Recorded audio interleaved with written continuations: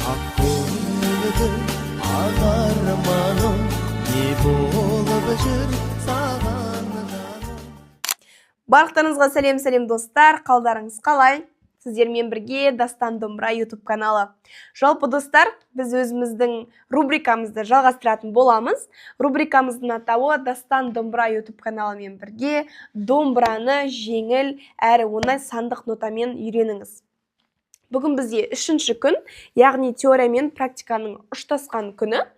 Ал бастапқы 2 күнде сіздерге сандық нота дегеніміз не, сандық нотаны қалай тартамыз, неге ол жеңіл, неге ол сандық нота деп аталады деген сұрақтарға теория жүзінде толыққанды жауап берген болатынбыз.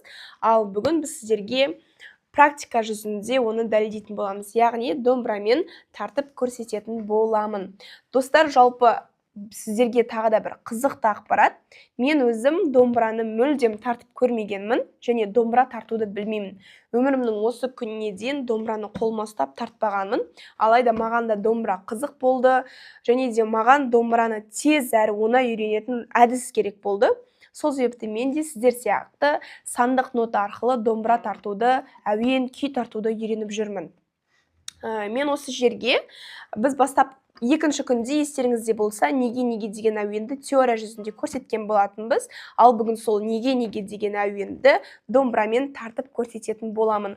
Мен осы жерге неге деген әуеннің схемасын қалдырып кетемін. Және де мен оны менімен бірге отырып тартыңыздар. Ендеше кеттік. Ақ көңілді ақ арманым, не болып жүр саған жаным деген 2 жолды тартып бастап көрейік. Кеттік. Ақ сөзінде 0-0, яғни 0 деген кезде біз ешқандай пернені баспаймыз, тек қағысты қағамыз. Көңілді сөзінде кө буынында астында 5-ші перне, пернені санаймыз 1, 2, 3, 4, 5-ші перне, астыңғы пернені басамыз. 1-ші саусақпен басамыз.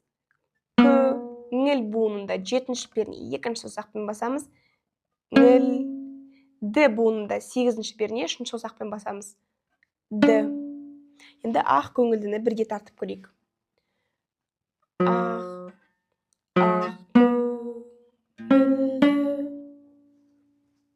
Ақ сөзінде 8-ші перне 3-ші саусақпен басамыз. Ақ. Арманым сөзіндегі ар буынында 7-ші перне 2-ші саусақ. Ар. Ма буынында 4-ші перне 1-ші саусақ. Ма. Ным буынында 7-ші перне